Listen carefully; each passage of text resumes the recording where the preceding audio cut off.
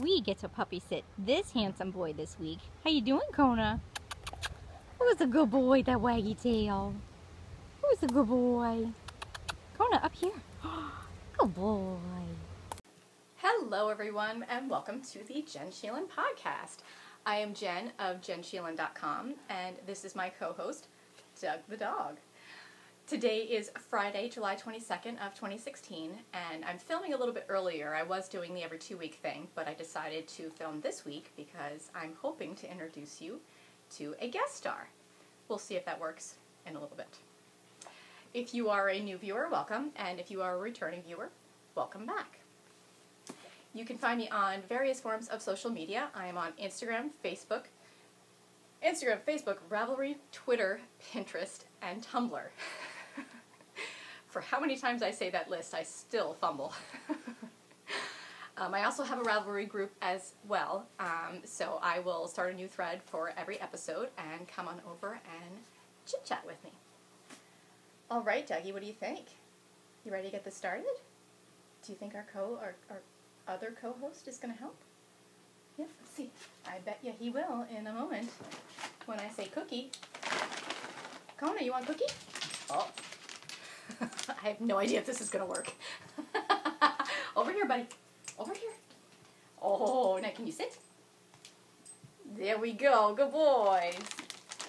Now that I pull these out, he's probably never going to go away. Okay. Dougie, high five. High five. Oh, give me a high five. Good boy. Kona does nothing but give paw. Can you do it? Besides drool on my leg? Ew. So we are puppy sitting this week. This is Kona, who you're viewing the back of his head. And he is a 9-year-old black lab and is a sweetheart. We love having him, and I'm going to be very sad when we have to send him home in a couple days. But I did want to try to film while we still had him so that Doug could have a little, somebody, kind of put him back. He was getting a little full of himself there. Dougie was trying to steal the show, so Kona is going to take him down a notch, we think. Or maybe not. Oh, good boy. So Doug and Kona get along very, very well. But Doug gets a little jealous, and you'll be petting Kona, and he pushes him out of the way. Basically like, no, that's my mama. But all in all, they walk really well together, and we've been enjoying having our little guest. So there is Kona. Good boy. How about you? Can you lay down? Can you, you want to lay down too? Oh, there we go. I have 2 hot dogs surrounding me now. Whew. And I chose to show off a sweater today. Because that's the way I roll. Okay. The podcast that I listened to while I was setting up today is by Louise Hunt, and it is the Caithness Craft Collective podcast. And I actually mentioned that in my last episode, episode 10. This is episode 11, by the way, or episode 12. That was episode 11. I'm already on episode 12? When did that happen? I'm in like double digits. Yes, I am. Anyway, in episode 11, I mentioned meeting Louise Hunt on my knitting retreat at the Twin Set Camp Knitting Retreat. So I got a chance to hang out with her, and she's so much fun. So I did a little catching up on the train on my way home, and I have to tell you, I think my favorite episode of hers so far, Laura actually told me about, Laura Knits PA, from who I met in the Yarniacs group, told me about this episode where Louise talks about a man who was paid to be a goat for a year. Let that sink in. Now, she lives over in Scotland, and this is a story from out there, and this guy was paid to be a goat. He originally thought he wanted to be an elephant, but then decided to go for a goat. Go check out her episode. I think it's called Goaty McGoatface, and it is hilarious. I cannot believe this is a real story. Yes, it is. It's a real story. And she tells it so well. So definitely go check out her Louise Hunt's podcast. It's the Caithness Craft Collective podcast. And definitely go listen to that story. It is hilarious. I can't believe it's actually a real story. The things people do. Wow. Boggles the mind. Okay, so now on to Spin It Right Round. Have I done any spinning in the past week? No. But I figured I can show you some of my hand spun. Hello, I have a whole bucket of it, so why not pull some of it out and show you guys. I have, brace yourself, because it's sparkly. And when I saw this roving, I said it must be mine because it has sparkles. I'm a sucker for sparkles. If you're a returning viewer, you know this about me. I love sparkles. I can't resist the lure. I'm like a moth to a flame, like shiny object. Must have. This is, let me find it, it's Holiday Yarns, and it's a superwash merino, silk, and nylon with a bit of stellina in it. And it is such a pretty colorway. Check it out. Can you see the sparkle? Ooh, are they showing? A little bit, maybe, a little bit, maybe not. Oh, a little bit of sparkles, there they are. Oh, oh, oh, they're subtle, but you see them. Isn't that fun? They're like oceany colors. I just think this is such a fun yarn. I love it. Oh my goodness. So I figured I'd show that off to you guys. Like I said, I have a whole bucket of handspun, so why not show some of it off? And maybe it'll inspire me to knit something out of it. I do knit with my handspun, I do. But, you know, maybe it'll inspire me to knit it a little faster. Maybe. Especially if some viewers have ideas of what I can make out of it. See? Totally. See where my mind's at? That's where it's at. That is my handspun. That's it. That's all I got for spinning right round. It's okay though. It was something. Something is better than nothing. Selfish knitting. Oh, you guys! Oh my goodness. I showed these last week in progress, and now I will show them finished. On sock walkers, yes. My Gales Art watermelon socks. Look at them! How fun are these socks? I mean really. I am so glad I went with the double knit and that I knit these at the same time because they're so fun now that they match. I mean really. Look at these socks. Look at these socks. The response on Instagram, I posted a picture of them, has been great too. They are quite popular, and I think I enabled a few more knitters to go purchase the sock blank or ask about them because I think Gales Art is actually out. But I mean, how can you resist that? How can you resist? Oh, and see what happened here with my afterthought heel? How cool that is. I mean, oh, I love them. I love them.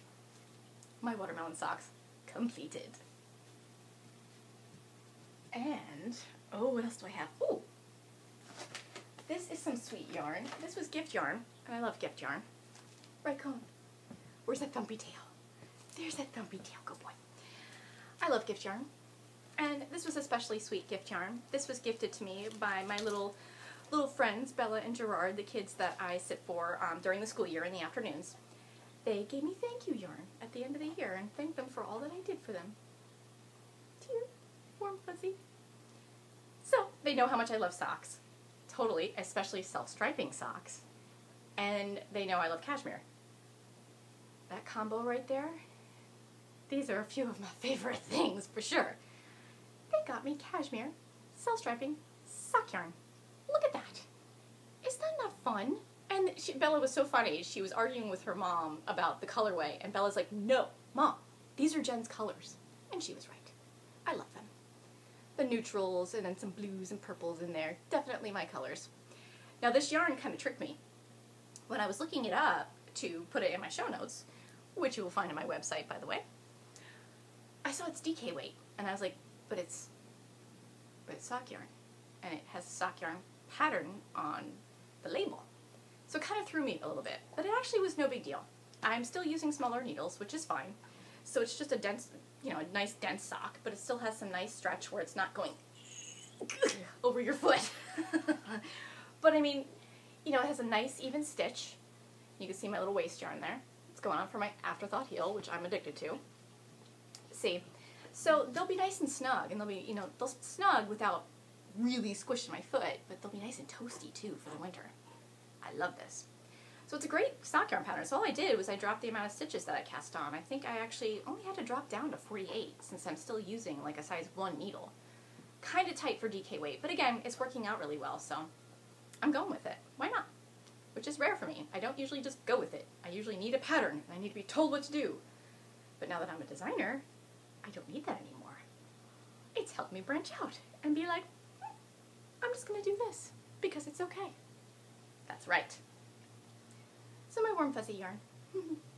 These are great socks. I love, like, these are my pickup and just, I'm a zombie, I have no brain power left socks.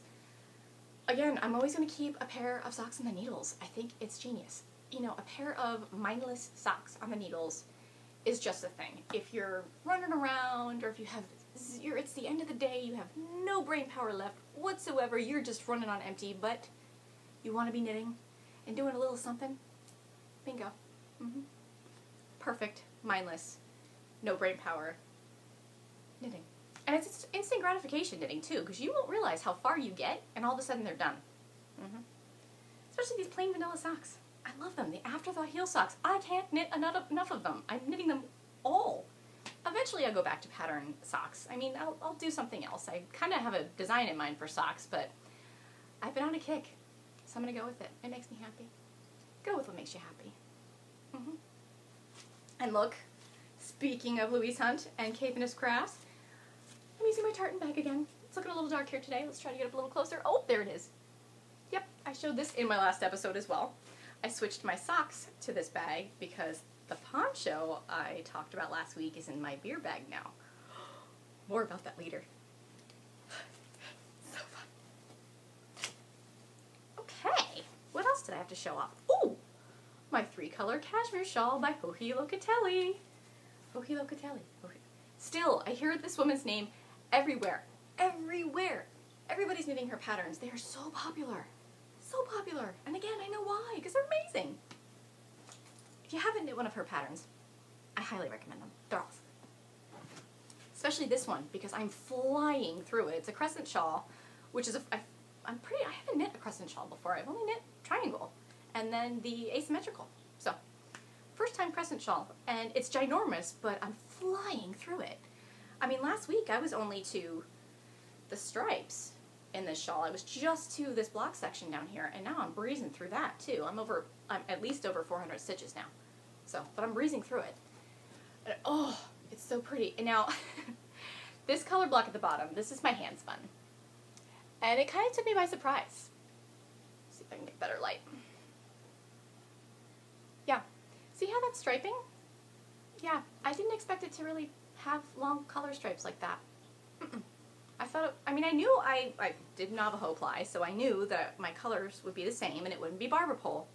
However, I didn't realize the color runs were so long. So it's basically a striping per row, even with the massive amount of stitches that are on the needles right now. So it really took me by surprise, and at first I'm like, I don't know that I really wanted it to do that because I have stripes right above it. But you know what, I kind of dig it. I kind of dig that it's going from the stripes above it, especially because they're thin stripes, and then it's going into the different color stripes below it. I kind of like that. It's fun. It's different, and I haven't seen that in the pattern, the shawls that I've looked up, the finished projects. So I'm like, you know what? Again, I'm going to dare to be different. I'm going to go with it. Go with it. It's my hand spun. It's doing what it wants to do. It's doing its own thing. It surprised me. Happy surprise. Go with it. Finish the shawl. I think I'll be really happy with it. It's fun. Right? What do you guys think? I dig it. And it's drapey. And oh, man, I have a thing for drapey shawls like this where it's got the silk in it and it's all yummy and squishy and you just want to... I'm not going to rub my face in it now because it's hot out. But it's going to stick to my lip gloss. But it's so squishy and yummy. Oh my goodness. And fashionable. Right? So it's like just like a hug in a shawl. Just like a yummy... Yeah. Okay, I'm done. Again, you get me talking about silk and cashmere and all that, and I'm like, whew. Again, a few of my favorite things. So I'm really happy with how this shawl's coming out. Again, it was a happy accident, and we'll see what it looks like when it's finished. I'm curious to see. Once, I go back to the original colors at the end, it'll go back to that dark blue and gray, which was the Woolen Rabbit Forever Blue Jeans yarn, and the gray was the Blue Moon Marine Silk Fingering Weight. And, of course, my hand spun, which is Port Fibers Baby Camel and Silk. My hand spun. So it's got all that yummy, again, the drapiness. I gotta get off that. But I'm really curious to see how that's gonna look when I go back to the solids at the very end and see what it does. But, again, I dig it. I kind of think I like what it did. It kind of just had a mind of its own. Have you ever had a project do that? Just kind of do its own thing and totally surprise you, but it was kind of at first you're like, I don't know, and then it was, ooh, I like it. Let me know. Come on over to the group and tell me your story. Tell us your story. Oh, I do have to thank Twinset Jan, who is Jan from the Twinset podcast. She actually had come over to the group and saw that I didn't want to do the Pico edge on this pattern and offered me up one of her patterns as a gift. It is her Color Collusion Shawlette, which now I have to knit that too because I love it, to try a different bind off. And she said it's a really stretchy bind off, so I'm kind of curious about that one. So I may give it a try on this shawl. So thank you, Jan. Oh, my favorite part. Beverage of choice! Oh. I actually changed up beers. I have a totally different one written down, and then I saw this one in the fridge and was like, but I kind of want that one instead. I'm going to park the other beer and have this one. Oh dear. Oh, we have man down. Man down. Come here, Kona. Alright, Dougie, you're right in Mommy's way. This is kind of what I figured might happen during the podcast. Dougie, over here. Come here. Come here and lay down. Come here, Kona, you too. Come here.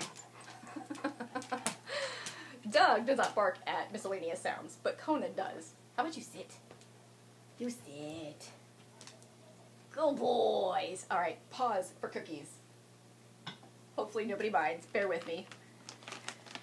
If not, just brief intermission. Brief cookie intermission. Emergency snacks for dogs.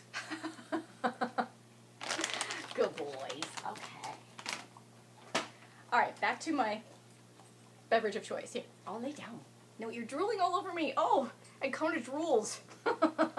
He's such a food-driven dog. It's so funny. Good boys. Okay, beverage of choice. Let's see if I can do this with dog in the way. No, you can't have this, honey. Here we go.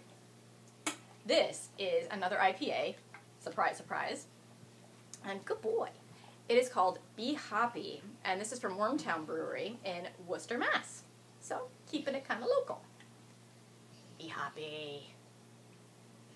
Cheers! Oh my goodness, I really dig that IPA. It doesn't have a lot of citrus to it. It definitely has that hoppy bite that I love in a good IPA.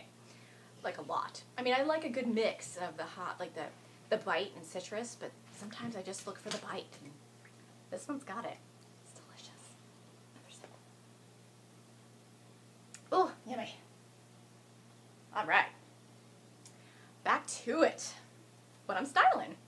So it's summer, so I'm wearing a sweater. Again, that's how I roll. But I really wanted to wear this sweater. I've really wanted to. I've been keep putting it off to wear it on the podcast. And Doug's like, what were you thinking? Thanks, pal. And this is my featherweight cardigan, and this is by Hannah Fettig. And I love this sweater. It is so drapey and yummy. And I made it, it's out of a lace weight linen. And of course, I did not write down the name of the yarn, but I will put a link to my project page in my show notes. It's a hand-painted yarn, I remember that, and it's a linen, and it's every time I wash it, it just gets softer and softer. It is such a fun sweater. And see how it has this drapey, yummy collar here, too? What a great cardigan. And I love me some 3/4 inch sleeves. Love them. Love them. Fun sweater. And you see, like, it's kind of like softly, you know, the colors are all like a little bit variegated, just a soft bit. Ooh, I like it. The only regret I have with this sweater is a mistake I made. At least I think it was a mistake I made, size-wise. And I think what I did is, it's not doing it now, but when I wear a tank top with this sweater, it tends to fall off my shoulders. And I think what I did was I knit too far out. I actually made it too big in the shoulders and should have made it where it stopped here instead of here. So it tends to go and falls right off my shoulders. If I wear a t-shirt, it's fine. It keeps it on, but definitely I like to wear it with a tank top, especially like in the summer for a cool summer night. I like to be able to throw it on with a tank top. It's stylish and it's a little bit cooler. But it tends to like to fall off. So I'm constantly yanking it, which I don't like to do. So I'm going to keep trying to block it and maybe, you know, pull it in a little bit this way and see what I can do. But lesson learned, because I definitely want to knit this sweater again. I have a huge skein of this hand-painted variegated yarn that I want to make a longer version of this out of. And I've seen it done, and I'm like, oh, and I've tried it on, and I'm like, oh, I've got to knit this again. Oh, the long cardigan with the cup. Oh, So pretty. So I want to make sure when I do it again that I do it right. And even with trying this on when I first did it, it just really didn't show that problem. And I'll just be more careful. So it's a top-down sweater. I've just got to be mindful and make sure I take the time to put it on waist yarn and try it on while I'm making it. That's what top-down sweaters are for. Try it on, and I have the chance to correct that error if need be, hopefully. Just a thought. That is what I'm styling. I'm actually going to take a brief break. I forgot to mention, I have changed my location, I think officially. I really like sitting here. First, I'm going to have you lay down again. Can you lay down? You're blocking it. I'm going to talk about it and you're blocking it. Good boy. I have moved downstairs, I think officially, because I am sitting in front of my Grandma Rebel's hope chest, which I love. And I love having a piece of, her furniture in my home. And we have our little fish tank sitting on top of it, and it just looks so cozy and so fun in our living room. And for anybody who's read my bio on my website or in any of my patterns, my Grandma Rebel was the one who taught me how to knit. So I thought it fitting that I sit in front of her hope chest while filming my knitting podcast, right? So there we go. That's my Grandma Rebel hope chest with my fishies in the background.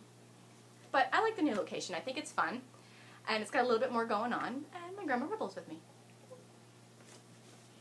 End of pause. Back to it. What are we up to? Oh, we're up to showing off. Oh, I'm so excited. Woo! So excited. All right, I showed you my socks earlier, my watermelon socks, and I wanted to come back about the sock blockers. Now I have a story about sock blockers. I had a whole set of them. I had small, medium, and large, and I wound up giving them away because I had a sock blocker fail. It was a big one, and it really scared me about blocking socks on sock blockers again.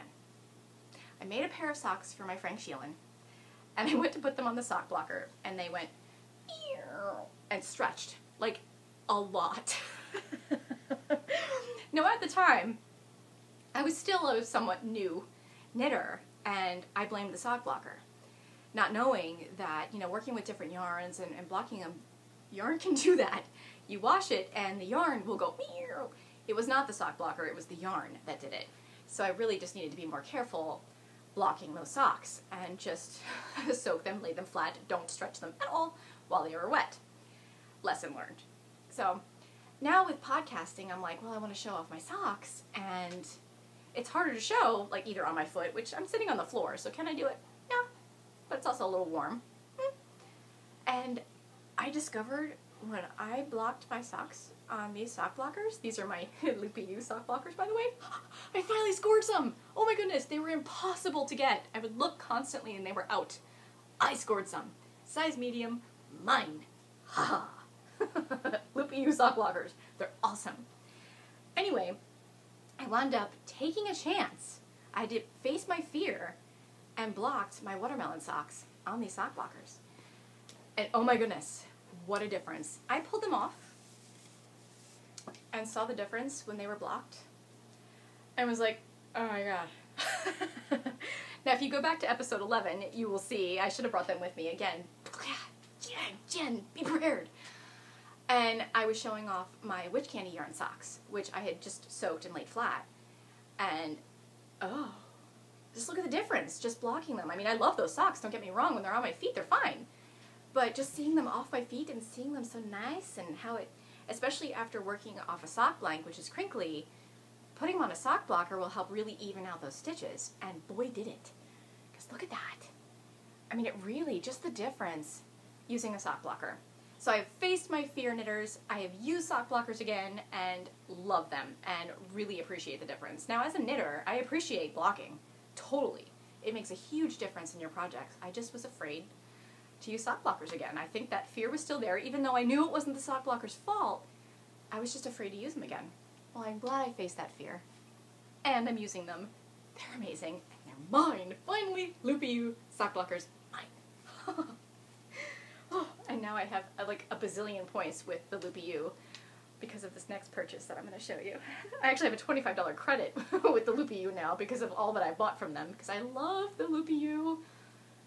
Check out their website. Their yarn choices are stinking amazing. Love them. And they have these awesome sock blockers. Okay, I'm done. I'm done with the sock blockers. It was just a huge deal. I mean, facing your fear, that's a big deal. Have you ever had to face a knitting fear, knitters? Come tell me about that too. I'm curious. There's got to be some fun stories out there of silly things we've done and that you just get stuck on it and can't get past it. I'm curious. My next purchase. Okay. I'll start it with a little story. When I was at the knitting retreat, I feel like American Pie when she keeps going, this one time at band camp. When I was at the knitting retreat, I was able to try on the boxy sweater, and Robbie was kind enough to let me try on hers. And, you know, I was kind of about to jump on the bandwagon. I was like, must knit it. No, no, no. Resist. And I resisted. But then Robbie brought hers to camp, and I'm like, I'm looking at it, and I'm like, oh, I've been thinking about that, but I don't know. Am I kind of too busty? Is it going to make me look heavy? Like, she goes, just try mine on. And I look at it, and I'm like, okay. Put it on, and I was like, oh, I love it. Oh my goodness. And like between Robbie, Laura, and myself, we're all like, it's like the Sisterhood of the Traveling Pants, but with a sweater. It fit perfect. And I mean, we all have different body types, and she's a lot shorter than I am. I'm a lot taller than her. And it fit me perfect. I mean, could I add some length to it? Yeah. But it was perfect. And I'm like, oh. Then I was hook, line, and sinker. I'm like, I've got to make this sweater now. I was like obsessed. I'm like, and of course, it's Hoki Locatelli, the boxy sweater. Go figure. Love it. Love it. So I did a little shopping. I did wait like 2 weeks-ish before buying the yarn. And I bought it because I'm going to make a boxy. And I bought the yarn from the Loopy U. Oh, it's so pretty. I'm almost like afraid to knit with it. It's so nice. It's Madeline Tosh. Oh my goodness. So it is Madeline Tosh Merino Light. Now it's a single ply, so I do worry about it pilling a bit, but then again I don't care because this yarn is stinking amazing. And it isn't a gray. This is Composition Book Gray, which both Robbie and Gail from the Yarniacs warned me it might have a bit of a purple hue, which I thought was kind of funny because Frank Sheelan always teases me for wearing neutral and grays. She says that she's wearing a gray sweater.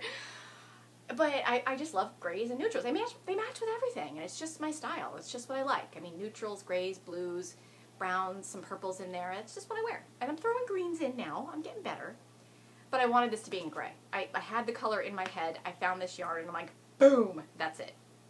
So they warned me it had a purple hue, and I'm like, well, when he teases me for saying that it's a neutral or it's a gray, I'd be like, no, it's purple. My evil plan.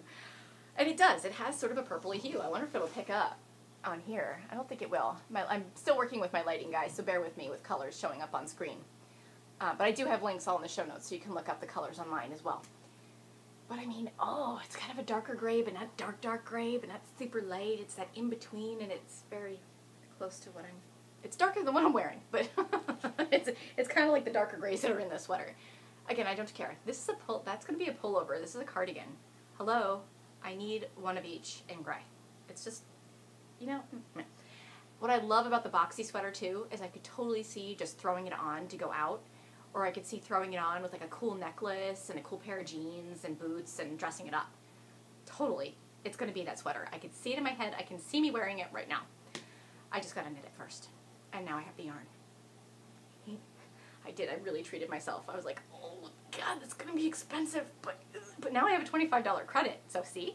Totally worth it. I am Neptune level at the Loopy U. Oh, not sure I should be too proud of that because the amount of money I've spent. I gotta stop. I have a problem. But it's a boxy sweater and I tried it on. It's awesome. I'm a little hopped up today. Sorry, guys. A little excited about the boxy sweater, and there's a lot of yarn around me right now. It tends to get me a little excited. I can't help it. Swoon. I should take a sip.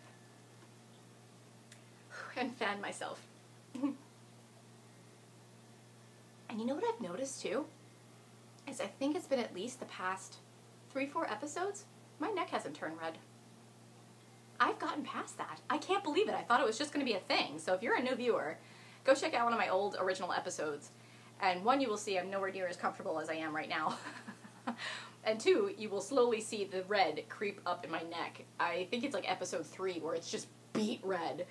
And I was nervous. So I think it was just nerves making me turn all red and heat up. And I mean, I'm sitting in front of lights too, so it does tend to heat me up. But I think it was just nerves. So look at that, guys. I've gotten past it. Yes! Look at this. I'm facing fears left and right, getting past stage fright. I did that at camp too. See again, this one time at knitting camp. I stood up in front of 35 ladies and barely had a butterfly in my belly. I think podcasting has kind of gotten me past my stage fright, so it's something to be proud of. That's a big deal. You go, Jen Sheelan. You go. Just a little proud of myself. But I did, and I made a whole bunch, all of them laugh. I was like, I stood up, I was barely nervous, and I made people laugh. See? You just get past the fear, good things happen. That's right. Okay, back to another sip. We'll get back to it. Okay. Oh, I have one more thing to show off. I've had to hold this one for quite some time because I gave one away as a gift to Colleen, too, for her birthday, and I just saw her at the beginning of July, so I had to wait. And I've had it for like months. Now I can show it.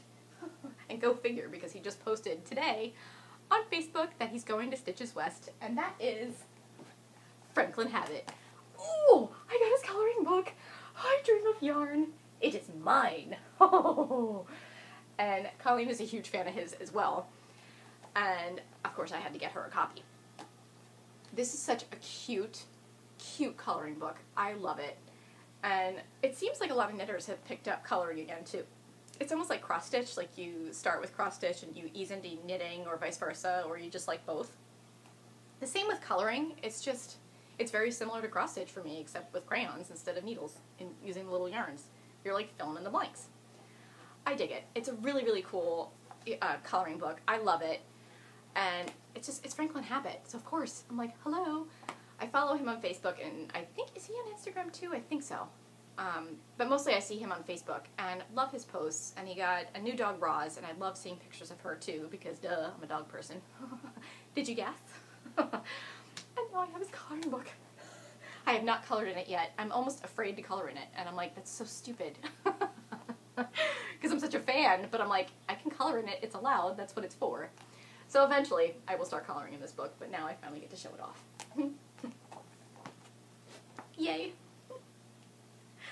Okay, tips and tricks. I'm going to try to talk through this one briefly, and eventually maybe I'll try to do like a little demo video, and there's plenty of them out there on YouTube, but I think I do this a little different than I've seen at least during a quick browse. When I knit my watermelon socks, I actually got a double knit sock blank, meaning you knit 2 socks at a time. Now, I'm a Magic Loop knitter. I love Magic Loop. I'm a huge fan. I've used 2 socks too, but it's just my preference to do Magic Loop versus DPNs too. Do I know how to use them? Yes, and you should. I like knowing how to do both methods. I just prefer Magic Loop. For me, it's faster, and I don't get ladders, and it works. Now, to knit 2 socks at a time for Magic Loop, one thing I really liked was that I got a slightly longer cord, so instead of a 40-inch, I got a 47, and that was from Knitter's Pride, I believe. I liked that odd number. It was actually just a little bit longer, so it was a little bit more comfortable for me to knit 2 socks. That was one good thing. Now, if you are a Magic Loop knitter, if you are not, let me start with this. If you are not a Magic Loop knitter, go to knittinghelp.com. She has a great demo on how to knit Magic Loop. That is step 1. Once you know how to knit Magic Loop, step 2. What I did was I counted out enough stitches for I cast on using the long tail method, and I tried to get a long enough tail for all the stitches that I'm going to cast on for sock 1. But to start, you only cast on half the amount of stitches. Keep the rest of that tail for later. So put that on your needle. Sock 2, cast on all the stitches. And just like if you were knitting 1 sock, take those stitches for sock 2 and split them like you normally do for Magic Loop. Then finish casting on your stitches for sock 1. When you are finished, you should have all your stitches neatly cast on for both socks. I will run through that again. Cast on half the amount of stitches for sock number 1. but make sure you have enough left in your tail if you're using long tail method for the rest of the stitches you need. Put that on the needle. Cast on all the stitches for sock number 2. Pretend you don't have that first sock cast on. If you're doing the magic loop method, split those stitches just like you do for regular magic loop. Your sock number 1 should be at the front of the needle. Take that tail and cast on the remaining amount of stitches. And boom, you have both socks on the needles. And just knit magic loop like you normally would, but just doing 2 socks at a time. Simple as that. Now, for me, I tend not to like knitting 2 socks at a time, usually, because I don't like having 2 balls of yarn going, which is why I tend not to do color work or anything like that. I'm a weird knitter. I like to be able to just pick it up and knit it. When I have fumbly yarn, I tend not to pick up the project, which is so funny. But using a sock blank, I really had no problem. It was so much fun to knit 2 socks at a time off a sock blank because it was super easy. And you don't have fumbly yarn. I mean, the most I would have to do is maybe, they would get a little twisted as you go. Just kind of untwist them really quick and boom, the 2 strands of yarn coming off the blank will, just from flipping your project, will twist the 2 strands. Just untwist them, boom, keep going. That's it. Super easy. If you have any questions on that, come into the group and let me know. And I can put some more links to other ways to knit 2 socks at a time. Again, they do it a little bit different. In some of the videos that I've seen, people actually cast on all the stitches on DPNs and put them on that way. So they cast them on the DPNs first and then slip them on the needles, like for 2 circs or whatever. And I'm like, I like the method I've been using. It's been perfectly fine for me. It's a little tricky to cast on those remaining stitches because you're starting with the back of the back end versus the front casting on. Like, it's a little weird. You'll see what I mean if you go to try it. And again, I could probably do this in a video, but I did want to touch on it a little bit in this video since I've had plenty of questions on how I knit those socks off the sock blank and if I knit 2 at a time and did I do it magic loop? Yes, I did. And that is a brief description of how I did it. So again, if you have any questions, come on over to the group and I will help you as best I can. Okay, what do we have next? Oh, giveaways. Okay, I'm not going to go into all the knit-alongs that I'm being a part of now. They are in my show notes, so if you want to see all of the knit-alongs that I'm sponsoring, go check out my show notes, and all the summaries are there. I will touch on the jar-along, of course, the one I'm running with my jar partner in crime, Candy, Pause for Stitches. We're both running it in our groups, and you can enter in my group, her group, or both. Must be a member to enter, and we are running this jar-along from June through December, so it's now through December, featuring a different jar each month. And the Americana jar is the jar featured this month. All you have to do is knit a Jen Sheelan jar cover pattern, post a picture of it in the group, tell us what you would do with it or how you would gift it, and that's it. Simple as that, and be a member. That's it. Simple knit along. Love that. Very easy for us to track, and a very good first knit along or jar along for me to run. So come on over if you're interested and you want to knit a jar, definitely enter it. And you can enter more than one each month, and you can enter it in both groups. So if you knit a jar, enter it in both groups. 2 chances to win. What's up? Now, I also talked about how the July prize is going to be the Sunflower Steel City Stitcher project bag, along with her little Notions bag that's included with it, and some stitch markers. And I'm giving some Knitty by Nature stitch markers along with it. They're little 4th of July stitch markers. I forgot to mention that I'm also going to include a pint-sized jar as well as a hanging lid, and then you get a Jen Sheelan pattern of your choice. So that is the prize pack in the Jen Sheelan group for July. Oh my goodness! And you're going to want that project bag. It's awesome, and it's got pockets in it too. Oh, good. I know. I'm a little obsessed with her bags, especially her beer bag, which she gifted me, which I still have not shut up about. Okay, that is my brief touch on giveaways. Now, what's up with my patterns? Okay, you guys. I did not expect to be filming again within a week. I thought I had 2 weeks. My Victorian Yuletide pattern, part 2, the ornament pattern, is coming. I really want to set a deadline for this weekend to get the pictures done and get that pattern released. So I'm setting a deadline for this weekend. Frank Sheelan, please help me take pictures. I've got to make it happen because I really want to get that pattern released because people are already starting to think Christmas. Yeah, I know I am. I'm trying to keep that in the back of my mind. Am I knitting Christmas gifts yet? No. Am I designing Christmas stuff? Yes. Am I designing fall stuff? Yes. Knitting for it? No. But I'll get there. I'll be doing the last minute crunch knitting like a lot of knitters do for Christmas. And then scaling down the list that usually starts off this long and then winds up being this long. That's what I do. Every year. I try to plan ahead. It doesn't work. But anyway, there are knitters out there who are already knitting for the holidays, so I do want to get that pattern out so it helps those particular knitters out if they'd like to knit it. So this weekend, I plan to do it. Yes. So by Sunday midnight, hopefully I will have that pattern released. That is my goal. In the meantime, I've been working on a new pattern. Now, I hinted at it in episode 11 that I had a poncho pattern that I've been brewing. And I did have a chance to finally work on it. You know what's really funny about, me with designing is what I've noticed is I'm so scared that I'm not going to like it that I stall in starting to work on it. I'm so afraid I'm not going to be happy with the end result that I don't even start it to give it a chance. I mean, I will eventually, but I definitely stall. And if you ever notice yourself stalling with a knitting project, that you're a little intimidated by it, or you just, you're not sure you're gonna like it, or it's just, you think it's too complicated, so you stall in picking it up, that's what this project has been like for me. And it's so dumb, because I'm really liking it. Where did I put it? Oh, here it is. And beer bag. Steel City Stitcher. I had to trade bags. I actually had this originally in my Caithness Crafts bag, but it's too big, so I switched it for my socks.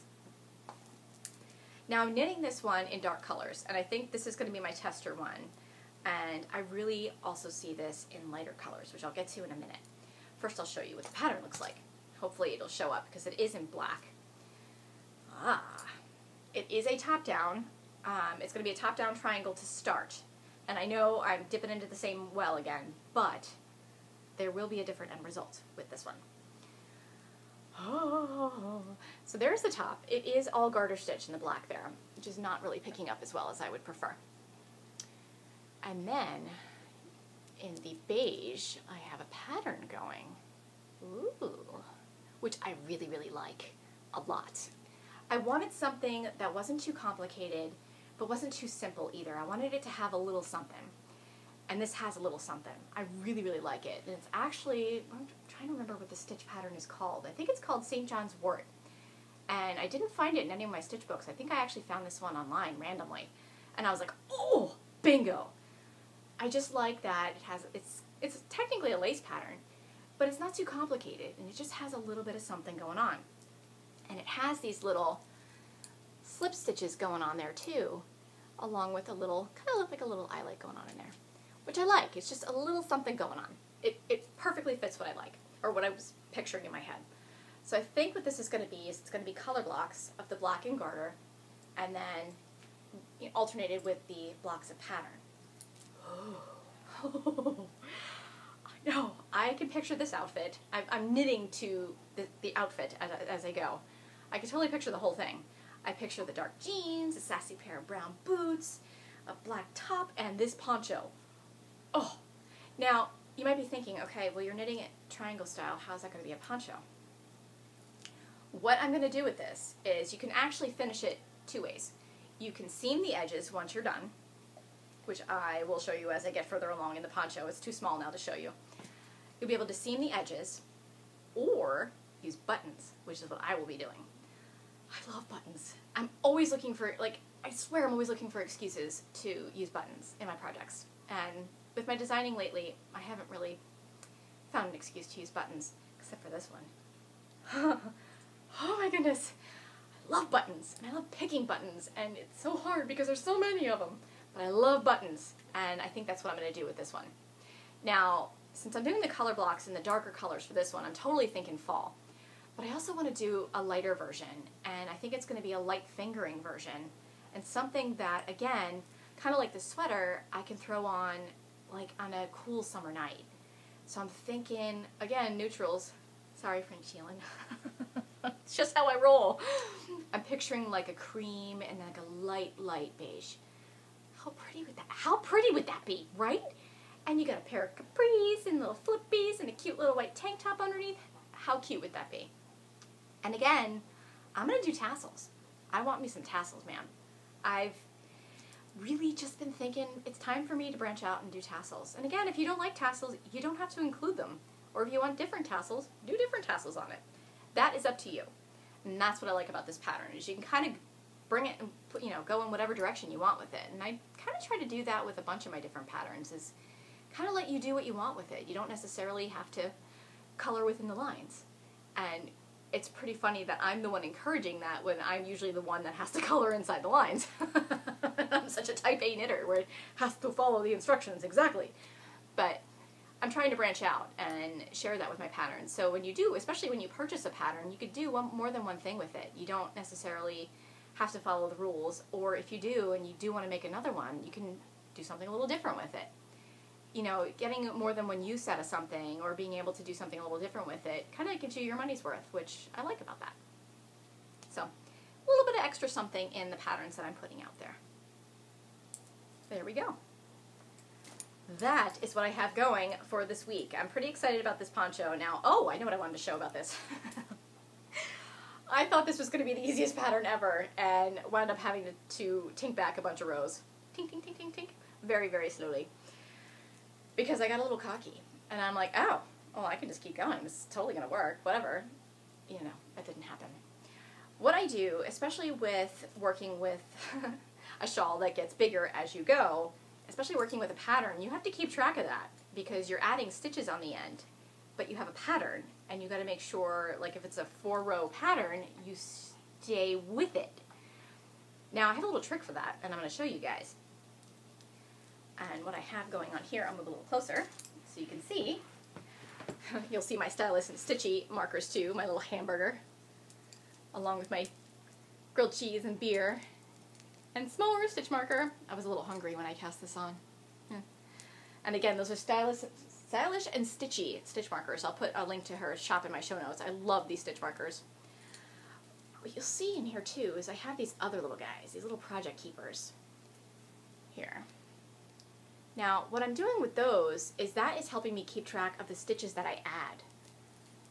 So I have a yarn over it. Every row you knit 2 and you yarn over, which is therefore adding a stitch. So you'll see right here, this is a really good example, is I have a yarn over stuck right here. And of course I keep my stitch marker here for my 2 stitches at the end to remind me to do the yarn over after it. Now that's an extra stitch. That's not going to be part of the pattern, so I have to keep track of it. While writing the pattern, using this little progress keeper is very helpful. Now I do a project keeper because what will happen is when I get to X amount of stitches, like say this pattern is a 6 stitch repeat, I know, hey, now I have 6 stitches there, I can take this off and add that into the pattern. Hopefully that makes sense. So it's nice to be able to remove it, so that's why I tend to use a project keeper or a clippy marker, so I can take it off at will. And that helps me keep track of my traveling pattern, so to speak, as this shawl grows. And it has been very, very helpful. Another trick I noticed too, and I actually should have talked about this in tips and tricks, is see my project keeper here? That's a Knitty by Nature one, by the way. That one was gifted to me. I keep that there not to keep track, not as a progress keeper, but as a reminder. Hey, on this row, don't forget to increase 4 stitches, not just 2. Because in the middle I do a make one left and a make one right, and that is very easy to forget to do. So, and I'm doing it on an opposite row of what I usually do. I'm actually doing it on, let's see, I'm doing it on the wrong side row instead of the right side row for this pattern. I know.